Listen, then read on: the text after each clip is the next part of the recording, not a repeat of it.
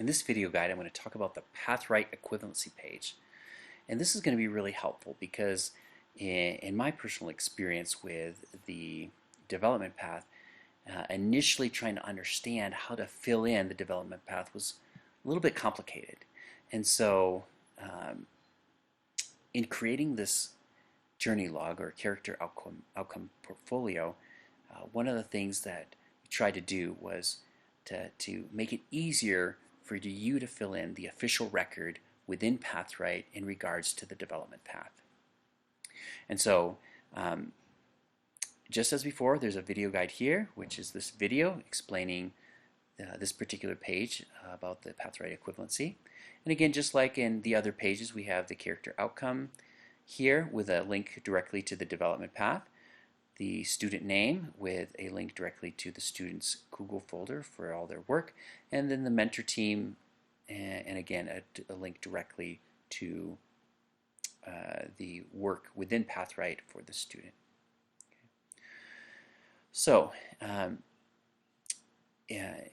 using this page is going to help us fill in the development path within the Pathwright system. And I would encourage you to not be concerned about the development path within Pathwright at the beginning, because as you are working through all of the different tabs, all these different parts, as we talked about before, define mastery, personal growth, learning experience, the mentor log, and the master assessments, all these things are part of what makes up the development path, right? And this spreadsheet is designed so that as you're filling different things in, this form will actually be populated, just as you may have remembered from the first parts of identify growth. I put this in. I need to understand what spiritual formation is. Okay, and so that's automatically copied onto this page, and so you can see the different competencies as well as the objectives are also copied automatically onto this page, and you can see that. Here, for instance, I identify resources, the different learning experiences are here, and so on. And you can see some of it's filled in, but as you go along, all of this will be completely filled once you finish the journey log or the character outcome portfolio. Okay, and so that'll make filling out the development path within Pathwright really easy.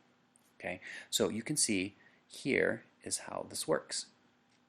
Here's the questions in Pathwright. Okay. And so this is what the questions are word for word within Pathwright. And this is because the spreadsheet is populating and filling in this automatically as you fill in the rest of the spreadsheet. These are the answers you're going to copy into Pathwright.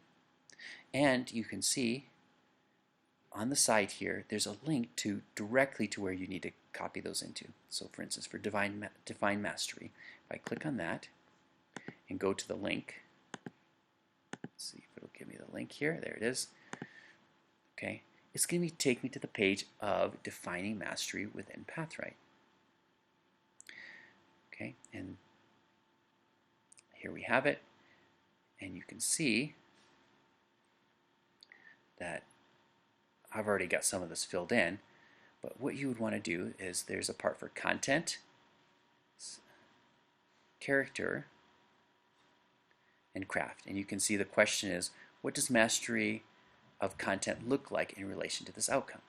So what I would do is go back to here, and you can see what does mastery of this content look like in relation to this outcome. So what I would do is just take this and copy it, and then go to the development path and paste it directly into here. And again, I've done this path before, and so it won't let me paste it in, but you'd paste it directly into the path.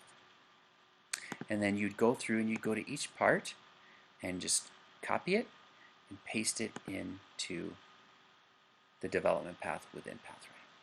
And make sure you just go through all the 7 different steps: define mastery, prior assessment, identify growth, identify resources, develop a path, assess and adjust, and conduct a master assessment.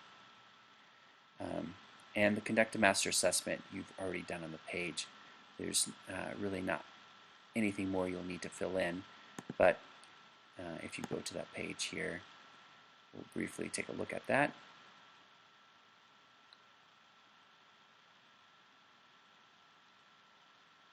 You can see there's things you want to make sure you do, right? But there's nothing more you actually need to paste in there. So that's why, and these steps are the same that you'll see outlined here. Okay. One thing you'll notice about this particular page is that it's got this little lock. And that means that this page it's locked on purpose, because you really shouldn't be changing anything on here. Because as I mentioned before, this sheet will automatically be filled in as you fill in the other parts of the journey log. And so there's nothing really you need to change here. All you'll need to do is simply copy and paste directly into the development path for Pathwright your different parts that correspond to what's asked for in Pathwright. And so that's an overview of the Pathwright equivalency page for the journey log.